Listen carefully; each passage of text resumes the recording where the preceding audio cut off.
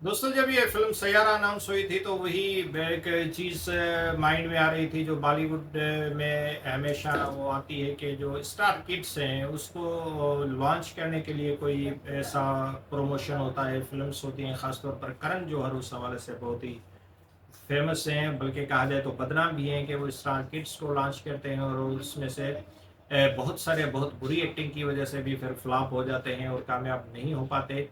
लेकिन जब ये रिसेंटली सैयारा रिलीज हुई तो इसने वो सारी सोच तब्दील कर दी और हैरत अंगेज तौर पर इस फिल्म को जो पॉपुलैरिटी मिली है, जो कामयाबी मिली है, जो लोगों की तरफ से इसको पसंद किया गया है, इसको प्यार दिया गया है, तो ये एक बहुत ही हैरान कुन बात थी। और इसमें जो है चंकी पांडे के भतीजे हैं अयान पांडे, उसको लॉन्च किया गया है, आहान पांडे। और उसके जो डायरेक्टर हैं वो मोहित सूरी हैं और इसको यश राज जैसे बड़े बैनर ने बनाया है। और शायद यही वजह है कि इसके जो फिल्म मेकर्स हैं, आदित्य चोपड़ा जैसा प्रोड्यूसर है जिस फिल्म के बैक पर हो, मोहित सूरी जैसा डायरेक्टर जिस फिल्म का हो, और फिर इरशाद कामिल, राज शेखर जैसे गीतकार हों। तो इस हवाले से जो कहा जा सकता है कि वो फिल्म भी उस तरह की होनी चाहिए थी।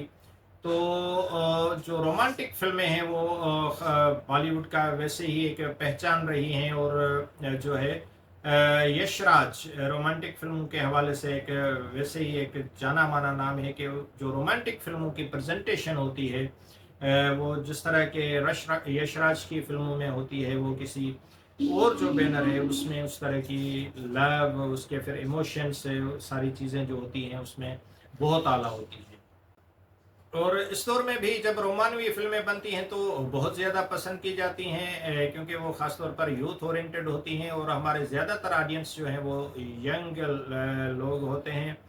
और यश राज की यहाँ तो रोमानवी फिल्में बनाने का अंदाज ही अलग और एक जुदा गाना होता है। तो जो ये फिल्म है सैयारा, उसकी जो वो ताज़ा एक मिसाल है। हालांकि इसमें अदाकार जो हैं वो ज़्यादातर नए हैं, लेकिन जो है अदाकारी के मामले में उन्होंने कभी जो है वो इस फिल्म में मायूस नहीं किया। बहुत ही अच्छी अदाकारी महसूस होती है।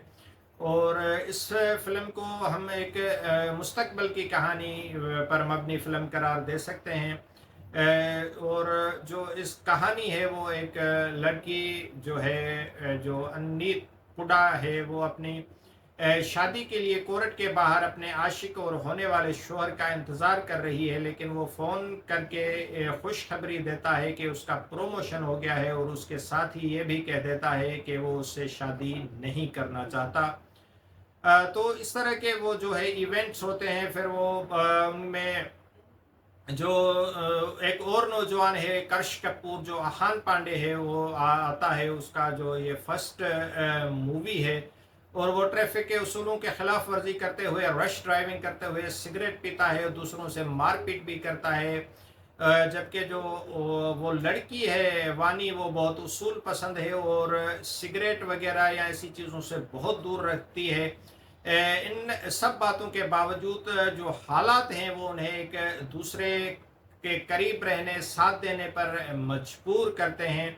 तो उनके दोनों के जो है वो जो ज़िंदगी के मसाइल हैं, जो है वो एक दूसरे को हल करने की कोशिश करते हैं, अपनी ज़िंदगी की उलझनें जो हैं वो सुलझाने की कोशिश करते हैं। तो इस तरह एक जो फिर एंड में जो है उनका अपना ज़िंदगी का जो अहम तरीन मकसद भी वो पूरा होता है।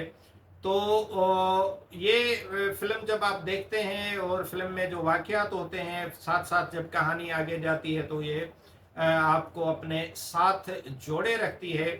लेकिन जैसा फ़िल्म का जो क्लाइमेक्स है, वो देखकर लगता है कि वो बहुत ही मुनासिब है। और यशराज जी की फ़िल्म होने के नाते मौसीकी भी इस फ़िल्म का एक अहम पहलू है।